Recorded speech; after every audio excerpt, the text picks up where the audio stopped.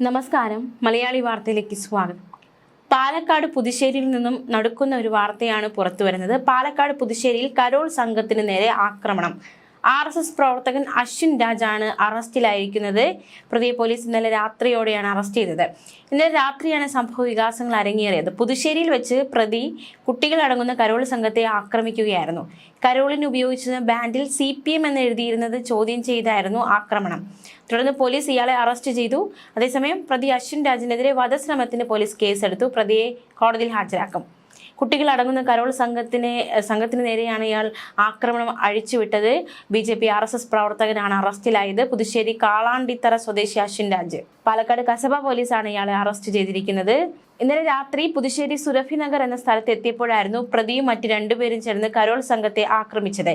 കരോളിന് ഉപയോഗിച്ച ഡ്രമ്മിൽ CPM എന്നെഴുതിയത് എന്തിന് എന്ന ചോദ്യമാണ് പ്രധാനമായും അയാൾ ഉയർത്തിയത്. സംഘത്തിന്റെ ബ്രാൻഡ് അപ്സെറ്റും സാമഗ്രികളും നശിപ്പിക്കുകയും ചെയ്തു. സംഭവത്തിന് പിന്നിൽ RSS BJP പ്രവർത്തകനാണെന്ന് ആരോപിച്ച് കരോൾ സംഘം കസബ പോലീസിൽ പരാതി നൽകുകയും ചെയ്തു. കേസെടുത്ത പോലീസ് സംഭവസ്ഥലം രാത്രി തന്നെ സന്ദർശിച്ചിരുന്നു. ആക്രമണം നടക്കുന്നതിനിടെ കരോൾ സംഘം ഓടി രക്ഷപ്പെടുകയായിരുന്നു. കരോളുമായി ഇവിടേക്ക് പ്രവേശിക്കരുതെന്ന് ആക്രോശിച്ചായിരുന്നു ഇവർ വടികളുമായി വന്നതെന്നാണ് കരോൾ സംഘം പറയുന്നത്. സംഭവത്തിൽ കേസെടുത്തെന്നും അന്വേഷണം ആരംഭിച്ചുവെന്നും കസബ ഇൻസ്പെക്ടർ M സുജിത് വ്യക്തമാക്കി. 10ഉം 15ഉം വയസ്സുള്ള കുട്ടികളെയാണ് ആക്രമിച്ചിരിക്കുന്നത്. CPM പുതുശ്ശേരി ഏരിയ കമ്മിറ്റി ഭാരവാഹികൾ ഇവർക്കെതിരെ പ്രതികരണവുമായി രംഗത്ത് വന്നിട്ടുണ്ട്. പ്രദേശത്തെ മതസൗഹാർദ്ദവും സമാധാന അന്തരീക്ഷവും തകർക്കാൻ BJP RSS പ്രവർത്തകർ ശ്രമിക്കുകയാണെന്നും CPM ആരോപിച്ചു. അതേസമയം ആരോപണം അടിസ്ഥാനരഹിതമാണെന്നാണ് BJP നേതൃത്വത്തിന്റെ പ്രതികരണം. 24-കാരനാണ് പ്രതി. ഞായറാഴ്ച രാത്രിയോടെയാണ് സ്കൂൾ വിദ്യാർത്ഥികളായ 10 സംഘം ക്രിസ്മസ് കരോളും ബാൻഡ് വാദ്യങ്ങളുമായി കാളാണ്ടിത്തറയിലെത്തിയത്.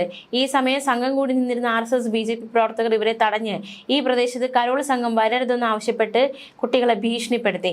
ഇതിനിടയിൽ അശ്വിൻ രാജ് ചില കുട്ടികളെ മർദ്ദിച്ചു. ഇവരുടെ പക്കൽ വരുന്ന ബാൻഡ് വാദ്യങ്ങൾ തല്ലി പൊട്ടിച്ചു. ഭയന്ന് വിറച്ചു. തീർച്ചയായിട്ടും കുട്ടികളാണ്. അപ്പോൾ ഇത്ര വലിയൊരു ഭീകര അന്തരീക്ഷം ഉണ്ടാകുമ്പോൾ അവർ ഭയക്കും.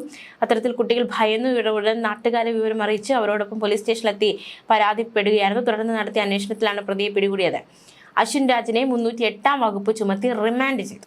അതേസമയം ചില സ്വകാര്യ മാനേജ്മെന്റുകൾ ക്രിസ്മസ് ആഘോഷങ്ങൾക്ക് വിലക്ക് ഏർപ്പെടുത്തിയിട്ടുണ്ട്. ഇതിനെതിരെ മന്ത്രി വി ശിവൻകുട്ടി കഴിഞ്ഞ ദിവസം പ്രതികരിച്ചിരുന്നു. കേരളം പോലെ ഉയർന്ന ജനാധിപത്യ ബോധവും മതനിരപേക്ഷ സംസ്കാരവുമുള്ള ഒരു സംസ്ഥാനത്ത് കേട്ടുകേൾവിയില്ലാത്ത നടപടിയാണിതെന്നും വിദ്യാലയങ്ങളിൽ വേർതിരിവിന്റെ വിഷവിത്തുകൾ പാകാൻ ശ്രമിക്കുന്നത് ഒരു കാരണവശാലും അംഗീകരിക്കില്ല എന്നും മന്ത്രി പറഞ്ഞിരുന്നു.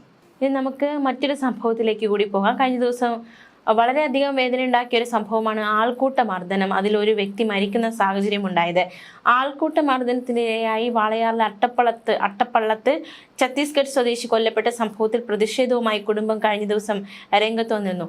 രാം നാരായൺ എന്ന 31-കാരനെയാണ് അതിക്രൂരമായിട്ട് കൊലപ്പെടുത്തിയത്. BJP RSS പ്രവർത്തകനാണ് സംഭവത്തിൽ അറസ്റ്റിലായത്. ഈ കൊലപാതകത്തിൽ SC/ST അതിക്രമ നിരോധന നിയമപ്രകാരവും ആൾക്കൂട്ട ആക്രമണം സംബന്ധിച്ച വകുപ്പുകൾ പ്രകാരവും കേസെടുക്കണമെന്നാണ് കുടുംബത്തിന്റെ ആവശ്യം. 25 ലക്ഷം രൂപ നഷ്ടപരിഹാരം നൽകണമെന്നും കൊല്ലപ്പെട്ട രാംനാരായണന്റെ കുടുംബം ആവശ്യപ്പെട്ടു. ആവശ്യങ്ങൾ അംഗീകരിക്കും വരെ മൃതദേഹം ഏറ്റെടുക്കില്ല. വിഷയത്തിൽ നടപടി ഉണ്ടാകും വരെ കേരളത്തിൽ തുടരുമെന്നും കുടുംബം അറിയിച്ചു. അതേസമയം രാംനാരായൺ ബഗേലിന്റെ ആൾക്കൂട്ട കൊലപാതകത്തിൽ സർക്കാർ ചർച്ചയ്ക്കൊരുങ്ങിയിരിക്കുകയാണ്. രാംനാരായണന്റെ ബന്ധുക്കളുമായി ചർച്ച നടത്താൻ പാലക്കാട് RDO തൃശൂരിലേക്ക് തിരിച്ചിട്ടുണ്ട്. തൃശൂർ മെഡിക്കൽ കോളേജിലെത്തി ബന്ധുക്കളുമായി ചർച്ച നടത്താനാണ് RDO തൃശൂരിലേക്ക് തിരിച്ചത്. ബുധനാഴ്ച വൈകിട്ടായിരുന്നു സംസ്ഥാനത്തെ ഞെട്ടിച്ച ആൾക്കൂട്ട കൊലപാതകം വാളയാറിൽ നടന്നത്. മോഷണക്കുറ്റം ആരോപിച്ച് രാം മനോഹറിനെ ആൾക്കൂട്ടം തടഞ്ഞു വെച്ച് മർദ്ദിക്കുകയായിരുന്നു. മർദ്ദനമേറ്റ് ചോര ഛർദ്ദിച്ച് രാം മനോഹർ കുഴഞ്ഞു വീണു. പിന്നീട് മരിച്ചു. സംഭവത്തിൽ വാളയാർ അട്ടപ്പള്ളം മാതാളിക്കാട് സ്വദേശികളായ 15 പേരെ വാളയാർ പോലീസ് കസ്റ്റഡിയിലെടുത്തു. 5 പേരുടെ അറസ്റ്റും രേഖപ്പെടുത്തി. അട്ടപ്പള്ള സ്വദേശികളായ അനു, പ്രസാദ്, മുരളി, അനന്തൻ, വിപിൻ എന്നിവരാണ് അറസ്റ്റിലായത്. വാളയാർ അട്ടപ്പള്ളത്ത് ഛത്തീസ്ഗഡ് സ്വദേശി രാംനാരായണനെയാണ് മർദ്ദിച്ച് കൊലപ്പെടുത്തിയത്. ഈ പിടിയിലായവരൊക്കെ നിരവധി കേസുകളിൽ പ്രതികളാണ് എന്ന നടുക്കുന്ന വിവരവും പുറത്തു വന്നിരുന്നു. 1, 3 പ്രതികളായ മുരളി, അനു എന്നിവർ 15 വർഷം മുമ്പ് അട്ടപ്പള്ളത്ത് CIT തൊഴിലാളിയായ സ്റ്റീഫനെ, DYFI പ്രവർത്തകൻ വിനോദിനെയും വെട്ടിയ കേസിൽ പ്രതികളാണ്. സ്റ്റീഫനെ വെട്ടിയ കേസ് ഇപ്പോഴും ഹൈക്കോടതിയിൽ നടക്കുകയാണ്. 1-ാം പ്രതി അനുവിനെതിരെ വാളയാർ കസബ സ്റ്റേഷനിലായി 15 അടിപിടി കേസുണ്ട്. 2-ാം പ്രതി പ്രസാദിനെതിരെ വാളയാറിൽ 2 കേസുകളും 3-ാം പ്രതി മുരളിക്കെതിരെ 2 കേസുകളുമുണ്ട്. 4-ാം പ്രതി ആനന്ദിനെതിരെ 1 കേസും 5-ാം പ്രതി വിപിനെതിരെ 3 കേസുകൾ രജിസ്റ്റർ ചെയ്യപ്പെട്ടു. ചെയ്യപ്പെട്ടിട്ടുണ്ടെന്നും വാളയാർ പോലീസിന്റെ റിമാൻഡ് റിപ്പോർട്ടിൽ വ്യക്തമാക്കിയിരിക്കുകയാണ്.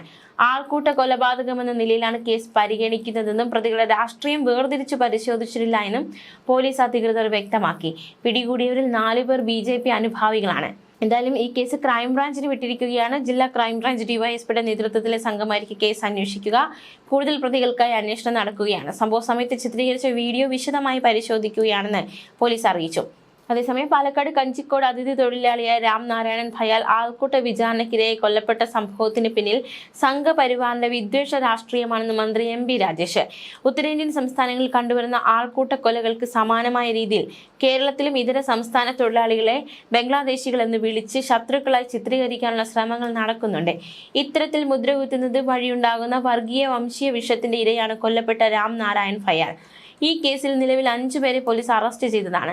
അറസ്റ്റിലായ പ്രതികൾ നേരത്തെ 2 CPM പ്രവർത്തകരെ വീട് കയറി വെട്ടി കൊലപ്പെടുത്താൻ ശ്രമിച്ച കേസിലെ പ്രതികളാണെന്ന നിർണായക വിവരവും പുറത്തു വന്നിട്ടുണ്ട്. പ്രതികളുടെ ഈ രാഷ്ട്രീയ ക്രിമിനൽ പശ്ചാത്തലം മറച്ചുവെച്ച് വെറും ഒരു ആൾക്കൂട്ട കൊലയായി മാത്രം മാധ്യമങ്ങൾ ഈ സംഭവത്തെ റിപ്പോർട്ട് ചെയ്യുന്നത് നിർഭാഗ്യകരമാണെന്ന് മന്ത്രിയുടെ പ്രതികരണം. കേസിന്റെ ഗൗരവം കണക്കിലെടുത്ത് ക്രൈംബ്രാഞ്ച് അന്വേഷണം ഏറ്റെടുത്തിട്ടുണ്ട്.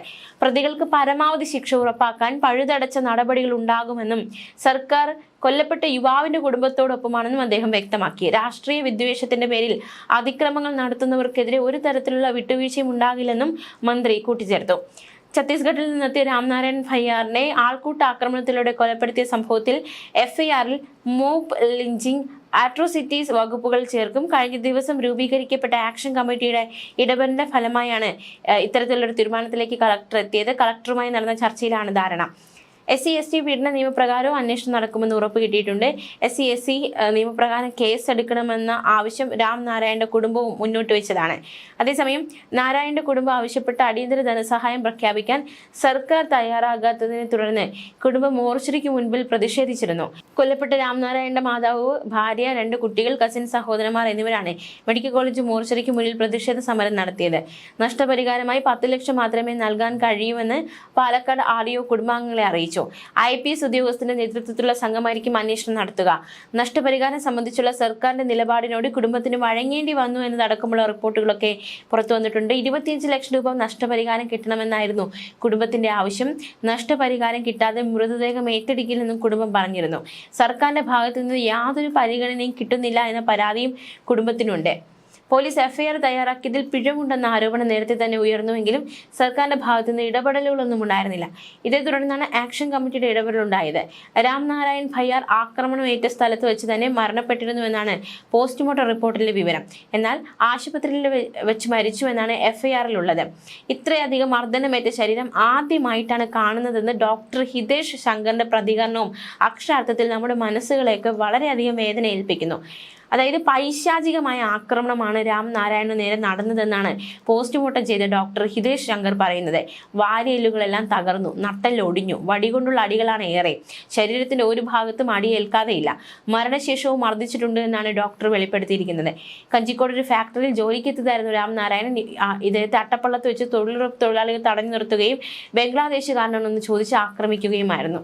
തുടർന്ന് രാത്രി 7:45 പാലക്കാട് RDO മണികണ്ഠൻ തൃശൂർ മെഡിക്കൽ കോളേജിലെത്തി കുടുംബാംഗങ്ങളുമായി ജസ്റ്റിസ് ഫോർ രാംനാരായണൻ ഫഗേൽ ആക്ഷൻ കമ്മിറ്റി അംഗങ്ങളുമായി ചർച്ച നടത്തിയിട്ടുണ്ട്.